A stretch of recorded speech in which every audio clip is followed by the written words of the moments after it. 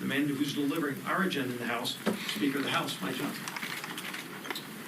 Thank you, Leader. Thanks to my colleagues. Good morning to all of you. It's another busy week on Capitol Hill. Let me address these two very important pieces of legislation that are upon us. Just give you a little more info and then we'll take questions. I want to thank our great colleague from Kansas, former Attorney General. He knows that at which he speaks, and Congressman Schmidt gives great voice to this. We're talking about this problem of rogue rulings, and you know, the Democrats, our colleagues here, they talk all about this so-called constitutional crisis that they see around every tree. They don't like President Trump's policies, and so that's their catchphrase they use for everything. But there really is a constitutional crisis that's developing. It's not the one that the Democrats claim, though. Listen to these numbers, and we've shared them before. 67% of all injunctions issued by district court judges against a president since the year 2000 were issued against one man, and his name's President Donald J. Trump. 92% of those injunctions against the president were issued by Democrat-appointed judges. There's a problem. I've mentioned before, I was a constitutional law litigator, routinely would run into judges that I would describe as activists, but it was much more rare than it is now, and it's a problem that has been noted needs to be addressed. Under the existing framework, one singular district court judge out of 677 of them, anywhere in America, can subvert the will of the duly elected president carrying out his constitutional duties. And they're doing that. And so we've got to step into this. Despite the American people's wholesale rejection of Democrat ideas at the ballot box, you have activist judges who are abusing the system to legislate from the bench. That's effectively what an activist judge is.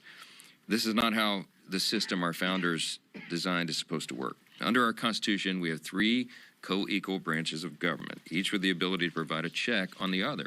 And we do have that authority. Democrats seem to have forgotten that. I mentioned at a press conference or a gaggle, maybe it was last week with all of you, I can't remember, so many of these, but somebody asked me repeatedly about, you know, impeachment, and they asked me about our authority under the Constitution. What authority do we have? Under Article 3, the Congress is given the authority to determine, define, fund all lower courts. Only the Supreme Court has mentioned itself in the Constitution, and the lower courts are within the purview of the Congress. And I was asked, and I offered the answer, yes. I mean, we could defund those courts. I wasn't saying, let me clarify, I wasn't saying that we're doing that. I was trying to describe what the Constitution says. Go read it for yourselves. We have broad scope. We have all authority over the lower courts, okay? We're not defunding courts, and we're not doing anything other than limiting in this legislation the ability of a judge to issue a nationwide injunction, because that is the problem that has gotten totally out of control. And we need this check on the judiciary, and I think we're going to prove that on the floor. One activist judge should not issue a nationwide injunction against the president's policies, and these district courts have to stay within their constitutional bounds. The next act we talked about that will be on the floor is the SAVE Act, and we've been here and done this, but we have to do it again because we never got it through the Senate last time. But this is the second time in less than a year congressional Democrats will have the opportunity to do something that 87% of the American people demand that Congress does. Only U.S. citizens should decide U.S. elections. It is in federal law, but it is not always enforced, and you need further enforcement. Why? Because we have to make sure that the law is complied with, and this will require a reasonable measure of having an ID to prove your citizenship. It's Democrats say it's already illegal to vote as a citizen, but that doesn't mean that you don't need further enforcement. We don't rely on the integrity of teenagers trying to purchase a six-pack at the liquor store, right? We require them to provide ID to prove they're old enough to make that purchase. We require ID for almost everything in society, and almost everybody has one. And we're just saying that this is a very simple common sense measure. States are barred from even asking to verify citizenship status or on voter registration forms currently. So we have to fix that. And the states can't just rely on the integrity of the registrant. We need a safeguard in the system. So the SAVE Act closes that massive loophole. It codifies President Trump's executive action to secure our voter registration process, and it protects the voices of American voters. If we don't have free and fair and safe and secure elections, then we have nothing in a republic. And so that's where we're moving forward, and we'll see where the Democrats stand on it. I'll take questions. Yes. Speaker, President Trump this week in an interview with my colleague Congressman Welker said that when he repeatedly brings up the idea of running for a third term, that he is not joking. You are a constitutional law expert. Is there a legal constitutional path for him to seek a third term, and would you support him if he went down that road? Well, I just told everybody to read the Constitution. There's a constitutional path. You have to amend the Constitution to do it, and that's a high bar. You know, the president and I have talked about this, joked about it. He's joked about it with me on stage before.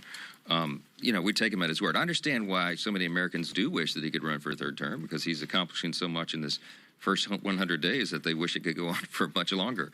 But I think he recognizes the constitutional limitations, and I'm not sure that there's a move about to amend the Constitution. Yeah.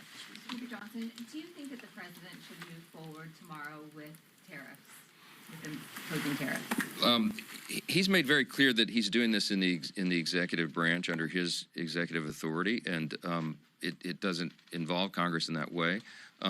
Look, you have to trust the president's instincts on the economy, okay? And why? This isn't blind faith. Remember what he accomplished in the first administration. Before COVID, we had the greatest economy in the history of the world, not the U.S., the whole world. Every demographic was doing better because we cut taxes, we cut regulations, and we made a better economic environment for everybody to succeed. And he is going about that same plan to bring that about, and tariffs is a component of that. And we'll see how it all develops. I mean, the reciprocal tariff policy is one that makes a lot of common sense. I mean, you look at the trade disparity between many nations, and much of this began after World War II, and the rationale apparently was, well, we need to rebuild Europe, and America emerges as the great superpower, so we should have this imbalance. It's fair. It's, you know, this is what we need. Well, that carried on for generations, and we're well beyond World War II now, and this is a different world. It's a much more integrated, complex economy, and the president's absolutely right when he says that we have to think about America's interest first, because if we don't, we're not going to maintain our status as the great superpower. And when he says, let's have free trade and fair trade, I think the reciprocal tariff policy makes sense. If somebody has 100+% tariff on imports of U.S. goods, and we have virtually nothing, why don't we settle that balance? If we raise and match their tariff policy, I think ultimately what happens is you get back down to a free trade agreement, that these countries that have engaged in this disparity, this raw deal for Americans for so long, it'll get their attention, and they'll, I think, reduce their tariffs on us.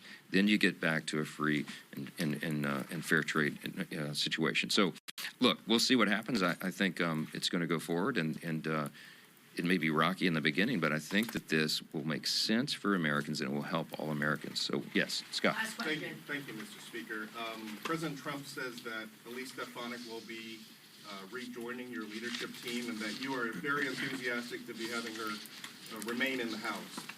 What role will she be playing on your leadership team, given that she has already relinquished her past leadership role? Yeah, we're trying to sort that out. Elise is a dear friend, trusted colleague. She's a super talent, and she has always brought a lot to the table.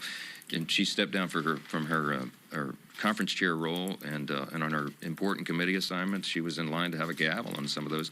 And the circumstances changed. So recognizing her talent, I said I would love to invite her back immediately to the leadership table. All the leadership posts are filled at the moment, so we're trying to figure out some creative role for Elise to play, because, you know, I think that helps the whole body. I think it helps our conference, and it puts her in a position where she can be of her highest and best use. Scott, as you know, every single day as Speaker, what I try to do is make sure all of our members are of their highest and best use. We try to match skill sets with positions, and it's an imperfect thing, but we work through it.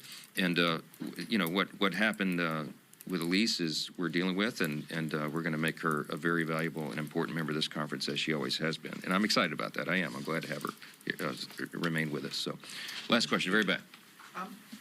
On the topic of activist judges, does the legislation touch on using artificial intelligence at all in this regard? And, you know, semantic analysis of artificial intelligence is very high.